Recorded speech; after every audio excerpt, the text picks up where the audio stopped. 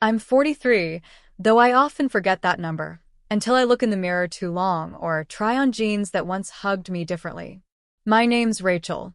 I live in a cozy apartment just outside the city with my son, Jake. My husband still lives here too, technically. But most days, he's more like furniture, silent, stable, immobile.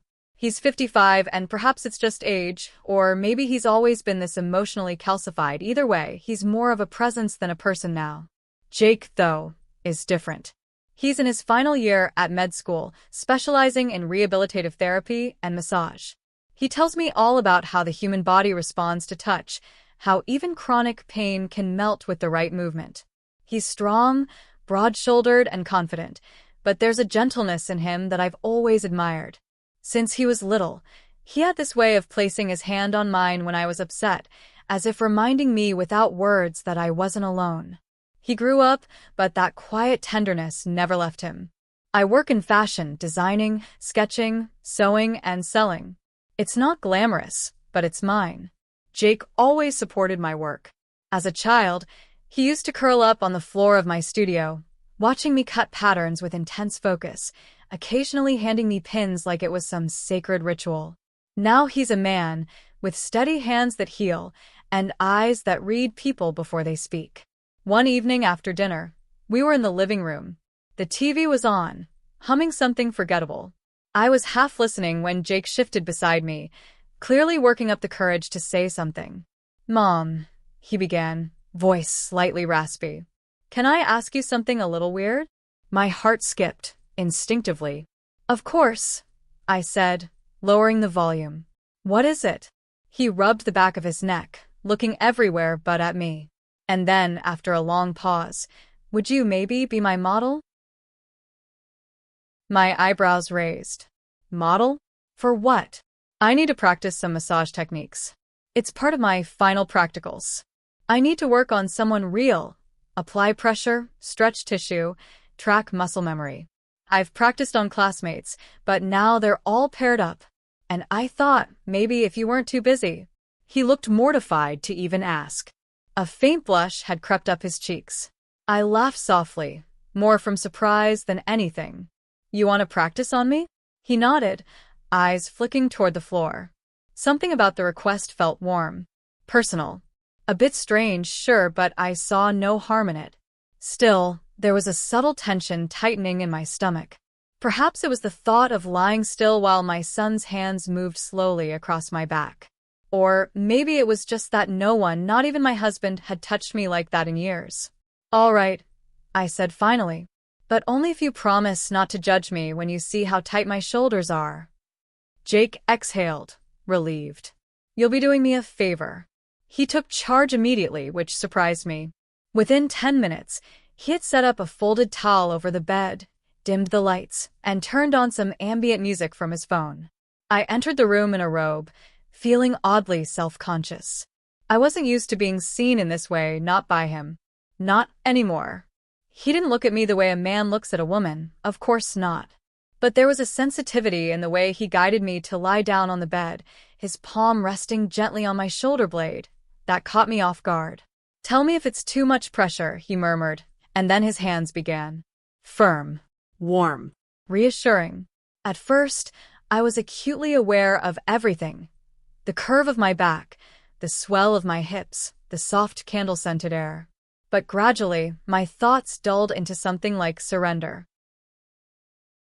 His touch was professional, yes, but filled with care.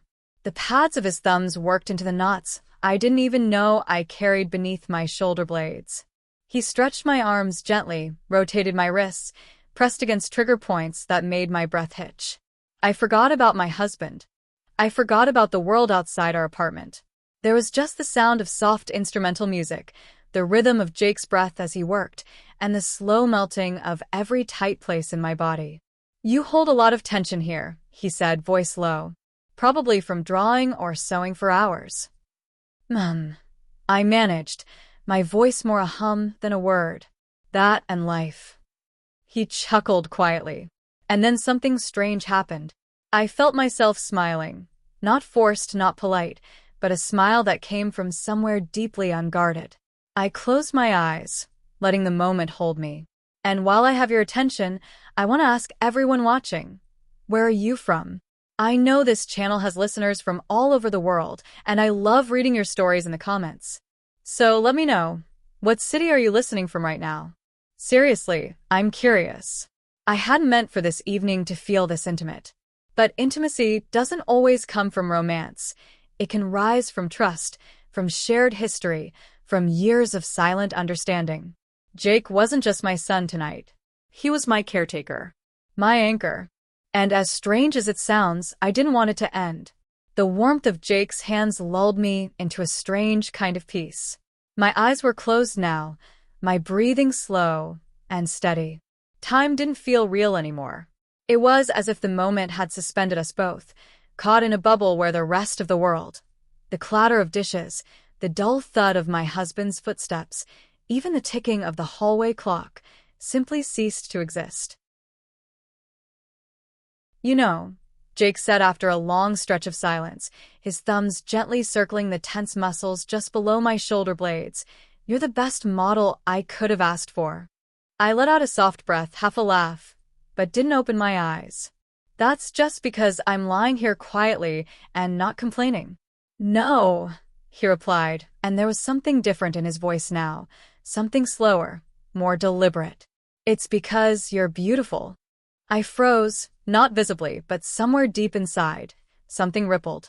It was a compliment, yes, but it came with a softness I hadn't heard in a long time. Not the usual, you look nice today, or you haven't aged a bit. No, this was different. Quiet. Honest. As though he hadn't meant to say it out loud, but couldn't hold it in. I stayed quiet, unsure of what to do with the words. But I didn't stop him either. His fingers moved lower, now tracing along the sides of my ribs, thumbs firm, drawing soft lines into the muscle. My skin reacted, goosebumps lifting along my arms, though the room wasn't cold. Not in the slightest. Then he paused. His hands rested lightly against my lower back, just above the curve of my waist. Mom, he began, and his voice dropped a little, barely audible over the soft instrumental music still humming from his phone. Yeah, I said, my voice more breath than sound. I need to work on lumbar compression and glute release techniques too, but only if you're comfortable. I opened my eyes, heart thudding unexpectedly. He wasn't asking anything inappropriate, not technically. I knew what lumbar meant. I knew that in sports rehab, it was a routine thing. I had seen videos, massage therapists working on runners, athletes, even people with desk jobs. But this wasn't just anyone. This was my son. And yet, something about the way he asked, with hesitation, with care, made it hard to say no. Not because I wanted to push boundaries, but because in that moment, the boundaries felt blurred. Not erased. Just softened. Folded into the years of closeness we had built. Trust that had never wavered. I turned my head slightly toward the pillow. Okay, I whispered. Just be gentle. He said nothing, but I heard his exhale, a soft, grateful breath that seemed to fill the space around us. Jake shifted lower on the bed, kneeling beside me now instead of above. His hands pressed into the top of my hips first, methodical and slow, as if checking for any sign that I wanted to stop. I didn't. His palms traveled outward, then inward, thumbs drawing small circles along my lower back, just above the curve that had stiffened with years of hunching over sketchbooks and sewing tables. I had never realized how sensitive that area was until now, how much tension lived there, tucked away like secrets I hadn't wanted to remember. You're really tense here, he murmured. You carry everything. Work. Stress. Maybe even pain you don't talk about. I swallowed, my throat dry. Probably. He continued, slow, steady.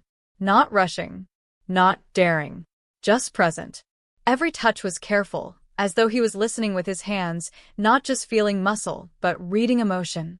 I don't think you realize how strong you are, he said softly. I blinked. What do you mean? Jake didn't answer right away.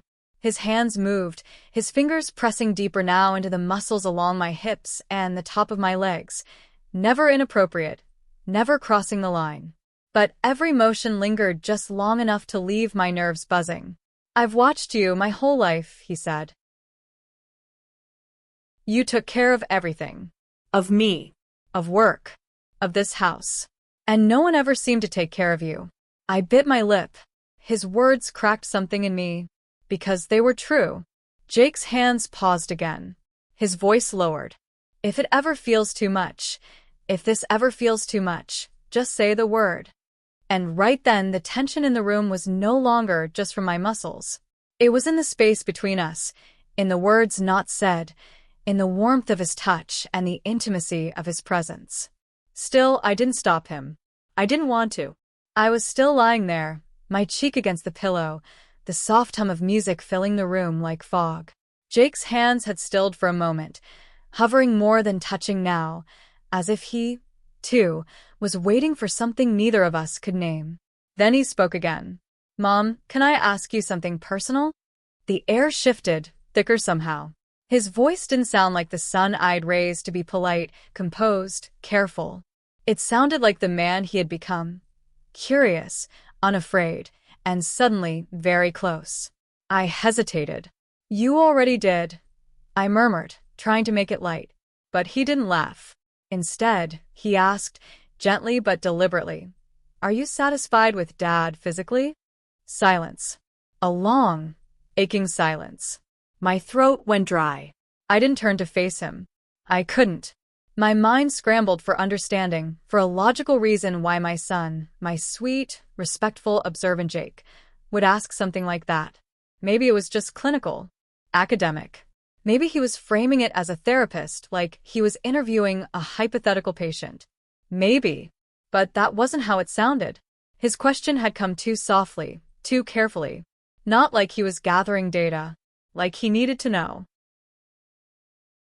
And God help me, I didn't have an answer ready. I stared at the bedsheet, my breath shallow. "Why would you ask that?" There was a pause behind me. A long one. I could feel his hesitation ripple across the room before he said, "Because I think you deserve more than you've been given." My pulse quickened. "I've seen you carry that marriage like a weight," he continued, and I could hear the tightness in his throat now. "And I know it's not my place. But I've seen how he looks right through you. How you shrink just a little every time he forgets you're even in the room." A knot formed in my chest. It wasn't just what he was saying, it was the fact that he noticed. All these years, I'd been folding myself into routines, into roles. Wife, mother, designer. And Jake had been watching. Not just growing up. Not just surviving childhood. Watching me. "Jake," I said, but my voice cracked. I didn't even know where I was going with that word. Was it a warning? A plea? A whisper? "I'm sorry," he said quickly. "That was too much. I don't like seeing you go unseen." The quiet that followed wasn't uncomfortable. It was filled with too much honesty for that. I didn't move, but something inside me did. Something subtle. Subterranean. "No," I finally said, my voice barely there. "You're not wrong." Jake said nothing.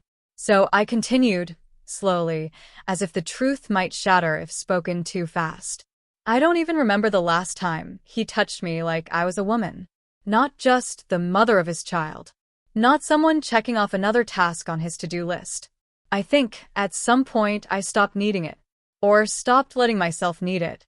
A strange, weighted silence followed my words. And then Jake's voice. Low and careful. "But that need doesn't go away, does it?" I blinked, breath caught in my chest. He wasn't teasing. He wasn't judging. He was asking as someone who saw it all. Who had noticed what I thought I'd hidden. "No," I said. "It doesn't." The next moment stretched out long and delicate. Jake's hand returned to my back, softer this time. Not massaging. Just resting there. A single point of contact, warm and steady. His thumb traced a slow line down the center of my spine, and I shivered. Not from cold, but from how completely seen I suddenly felt. It wasn't about what came next. It was about what we both knew had already changed. I didn't answer right away. His questions still echoed in the space between us. That need doesn't go away, does it? And I was still caught in its honesty when his hand lifted from my back. Can you turn over? He asked quietly. I want to finish the front. It'll help with symmetry. Symmetry. As if this was still about massage.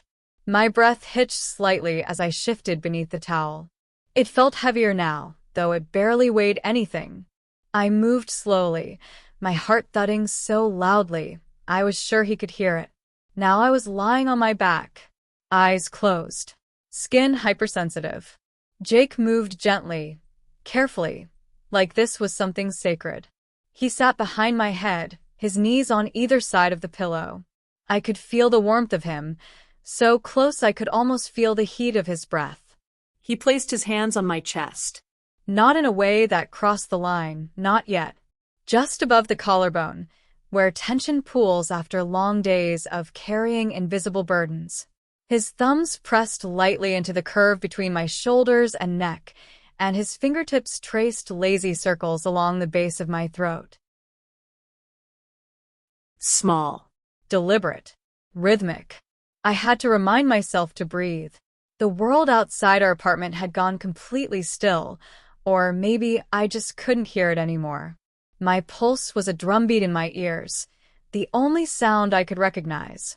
Jake leaned slightly forward, and his fingers moved again, circling slowly across my chest, just the upper part, just the edges where stress and softness meet. But I felt every touch deeper than I should have.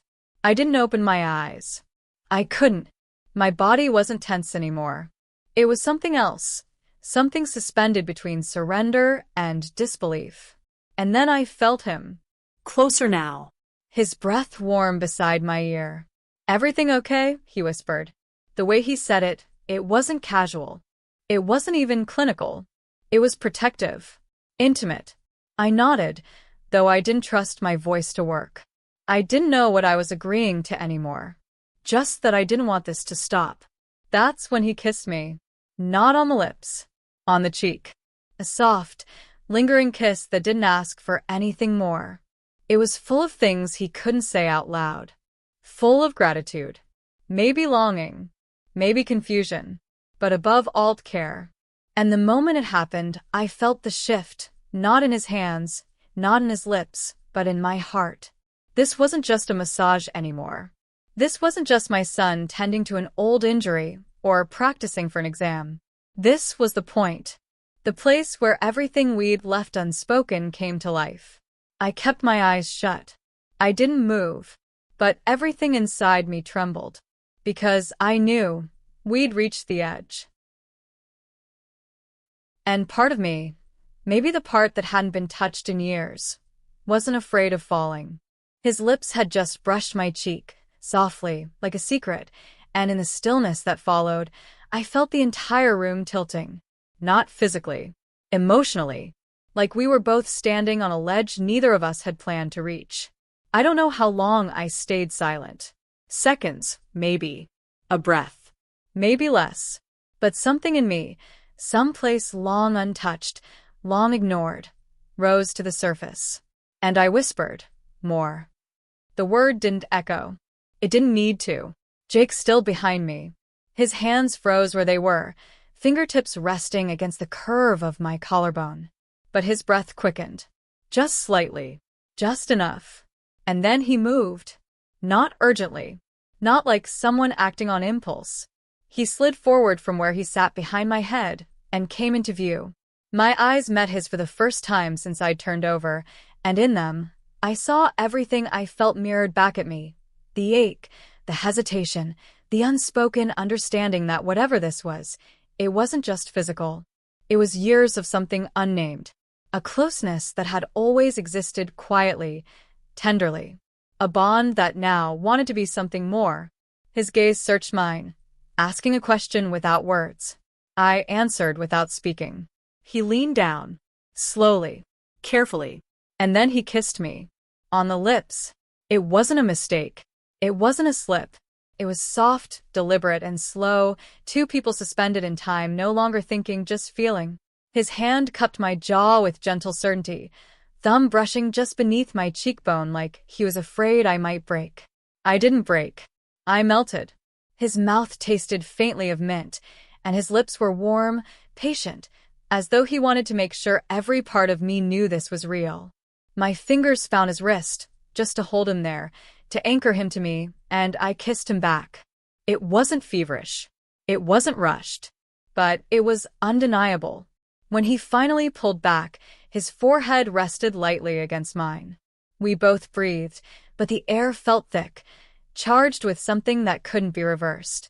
I didn't open my eyes right away, because I knew that the moment I did, I'd see it again, that truth in his expression. That he had crossed this line not by accident, but because he had already been standing at its edge for a long, long time. And so had I. "Are you okay?" he asked again, voice barely more than breath. I nodded.